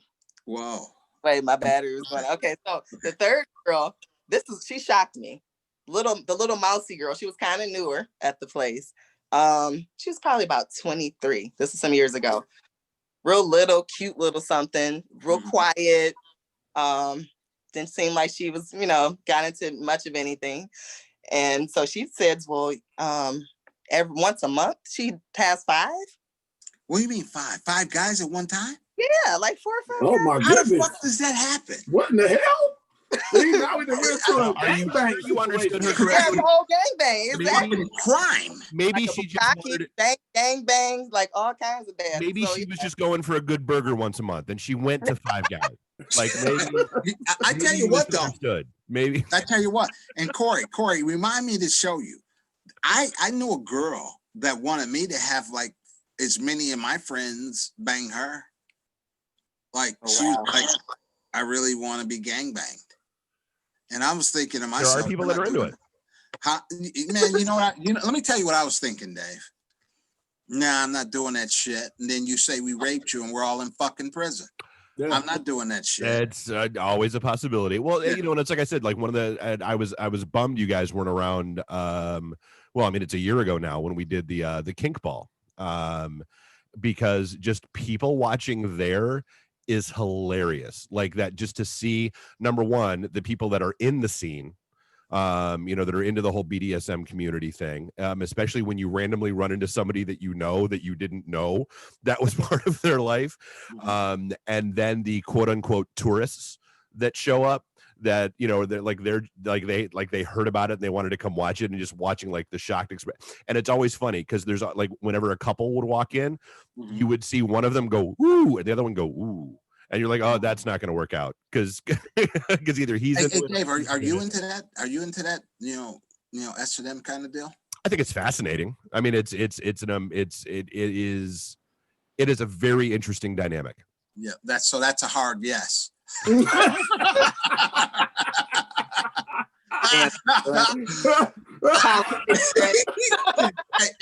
tell you, it has been discussed on other podcasts on the network before. So let me tell you, I don't know if I'm into it. I really don't, because this is the craziest shit.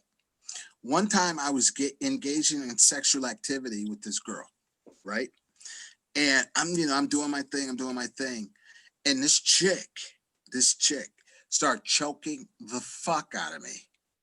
and saying, "You better not come until I tell you," right? And I really enjoyed it. I like What really. we just learned is that Demetrius is a sub. What does that mean? A submissive? That means it means you like to have Italian herbs and spices on you. Yes, it means. Okay, yeah. Well, maybe I am, because she was like joking. She was choking I'm like, okay, I'm not gonna come, and I'm like, can I come? And she was like, yeah, come now, and slapped me. I loved it. I fucking loved it. Hey, I don't care. Hey, look, we talked about painting a picture, but this not the, we want Sean to paint the picture. We can tell the I'm just telling you, man. I love that shit. And this is the crazy thing. We never talked about that shit. We never discussed it. It was just like this random thing that just happened.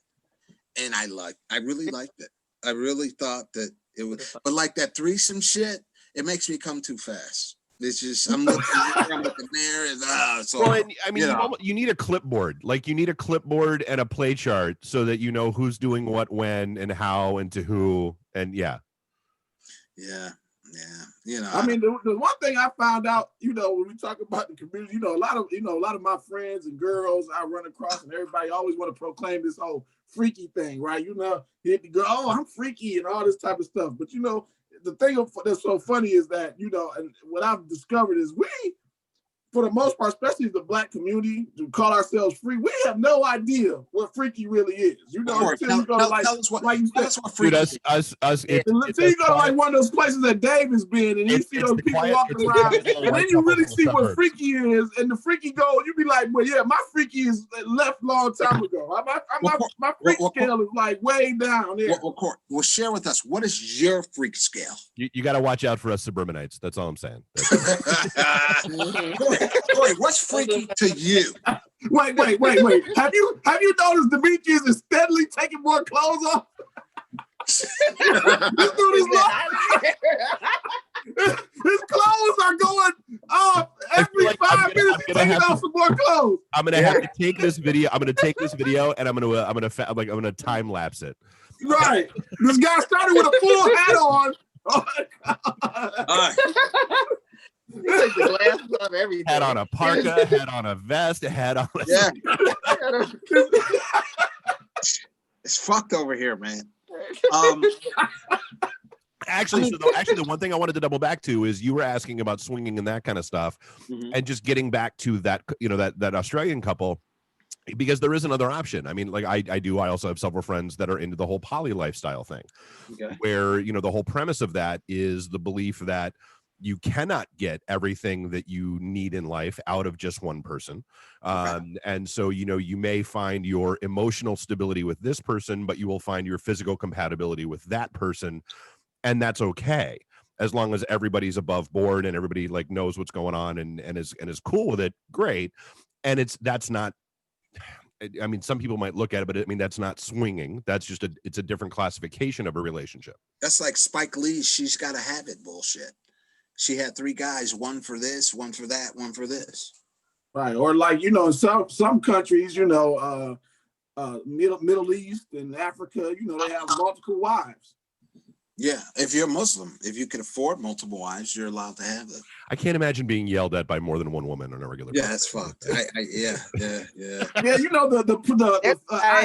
the idea of that having multiple wives sounds way more appealing than, like you said, what it really is. When you break like communism down and you have to please multiple women, woo, baby.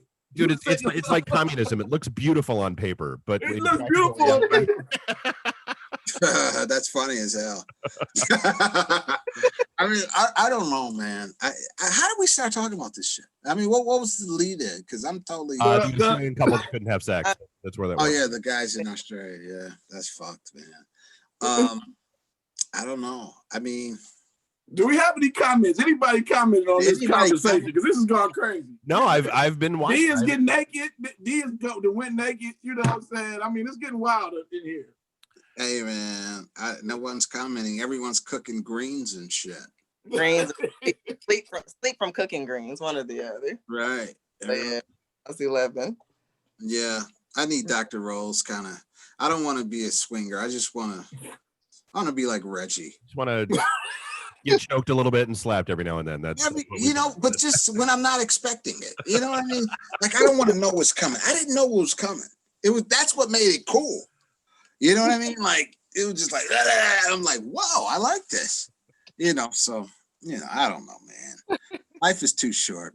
I mean, I don't know what the fuck's gonna happen. I know this. Hey, I know experiences, live life. That's what it's about.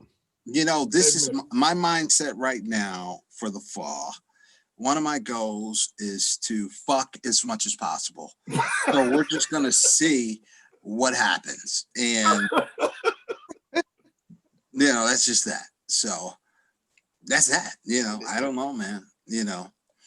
But hey, all I gotta say is this: like you said, there's anything this pandemic has taught us, and just going through different life in general is that, like you said, life is short.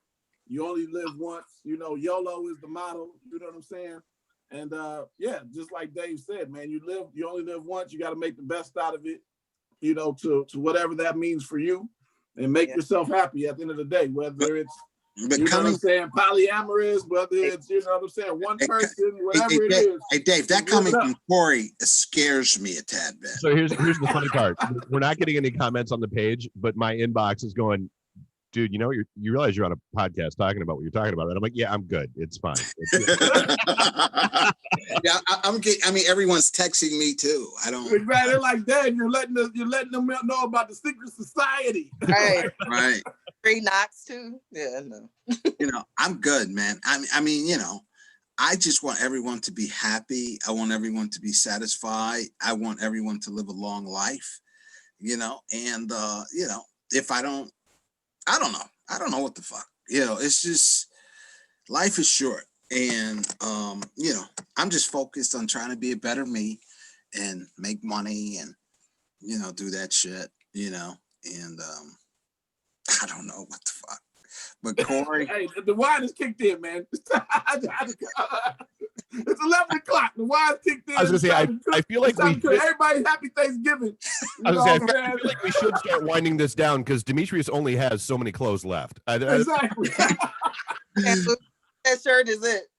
Yeah, the shirt's it. The pants are gone. If I stood up, it'd be fucked. The pants are gone. I got my socks on, but that's it.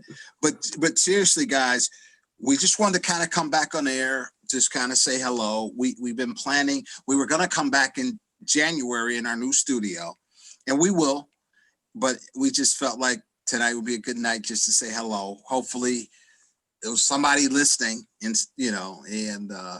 I had fun. We got a lot of good things planned for the magazine. Yeah, and Tisia's working on the new design. We got new columnists. Me and Corey are working on making a better podcast with our guest. And, Sean's going to be writing a column, and she's got a beautiful business that we're going to be really supporting. And what else? Sean's got a podcast too, Tea Time. Oh, yeah. She's got something where her and her girl are getting hammered on marijuana. And shout out to Chris, by the way. Chris, shout out to Chris. Yeah, shout out. My BFF, yes. Yeah, and so we got other things. We got another. We're gonna turn our column "Jealous or Justified" into a podcast. That's a really good thing. And so I don't know, Sean, you got parting words? Oh, well, this was fun. I enjoyed it. I know we usually bring guests on, but I like this. This was cool. We get to talk about things, current issues, and also our fun topics. I miss you guys. I miss doing the podcast. I enjoyed it. Cool. And Dave, what do you got? Dave, you're part of the crew too. What do you have to say, buddy? You know what? I think if this year has taught us nothing, never ever say, well, what else could go wrong? Yeah. Fuck.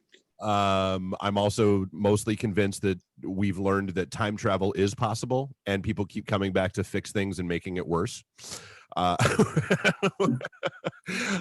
no, I mean, dude, this has been an interesting year. Like you were saying, this year has been full of challenges galore. But it's also been full of opportunities. in the midst of all this chaos, we're getting ready to open up a new studio this weekend in Hamtramck. We're, talking with some folks in Lansing about doing some stuff out there, possibly even branching into terrestrial radio, which scares the ever living hell out of me. But I mean, that's like you were saying earlier, you do what scares you. I mean, that's, take risks and don't, if you live a safe life, I mean, nobody ever laid on their deathbed going, wow, I really should have had that salad. Right. No one, and so just take the risk, do the thing.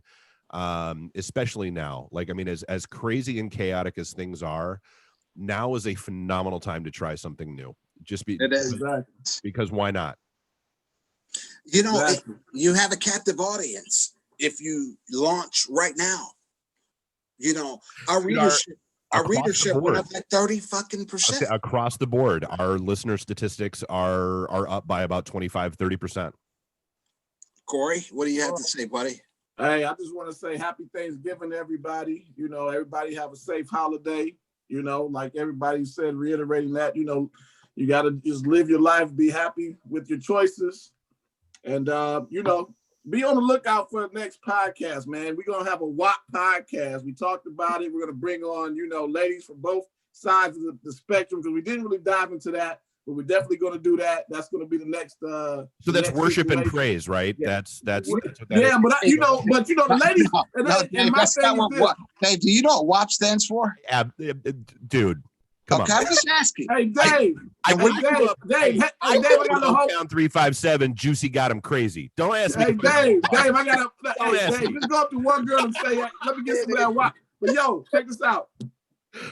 We're gonna have the WAP podcast. We're gonna have, we want to have like feminist women on there, and then we want to have, we're gonna have a nice panel of ladies on there.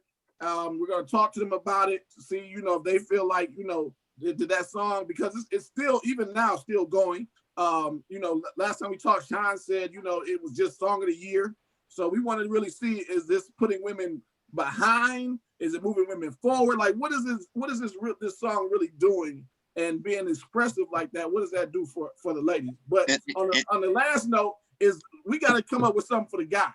You know what I'm saying? Because girls got the WAP. So fellas, we got to come up with our own little acronyms. And I promote we do the we the gang, GAB. Go with that GAD. Well, this is the last thing I want to say about this WAP thing. Okay, we're looking for girls who believe they have WAP. But be prepared to prove it. That's all. It's going to be a WAP test. That's all I'm saying. And if you're interested, you can reach out to us on Beautiful Machine Magazine. But we have a WAP tester. So if you're lying, you're going to be exposed. I mean, is that anything like a COVID test? Like, will there be a Q-tip involved? Is there like there's going to be a dipstick involved. Disclaimer, I have nothing to do with this, guys. It's a WAP testing. I don't know what they have going on here. We're flying in a WAP tester. So be prepared to, if you're lying. Guys, it's been a pleasure. This is a Slightly Inappropriate podcast. We'll be back in the future. I don't know when, maybe next week. Maybe next year, who the fuck knows? We'll figure it out as we go. Time has no meaning. Like it's Wednesday, the 297th of March right now. Like we have exactly. So we'll figure it out, guys. Stay safe. Enjoy your holiday. You can reach us at www.thebeautifulmachinemag. We're always looking for writers, contributors, interesting stories. We're here for the people. We love you. We appreciate you. And hopefully I don't get a DUI driving. And have a good night. Yeah. Shout out to Mr. Me Too. Who the fuck is Mr. Me Too, bro? Think about it, brother. I was like, was that Harvey Weinstein? Wasn't he? Hey, Demetrius. Demetrius know who that is. I got a magazine, Mr. Me Too. Oh, gotcha. I got a show, Mr. Me Too. I'm putting this on my magazine, Mr. Me Too. He know who Mr. Me Too is. I don't know what the hell you're talking about. I'm sorry, stuff. All right, we out. Because I want all the smoke, D. I want all the smoke. Good night, people. We love you. Happy holidays. Be safe. And I'm not driving, so don't worry. Don't start texting me. Okay, guys. Good night. Yep. Good night.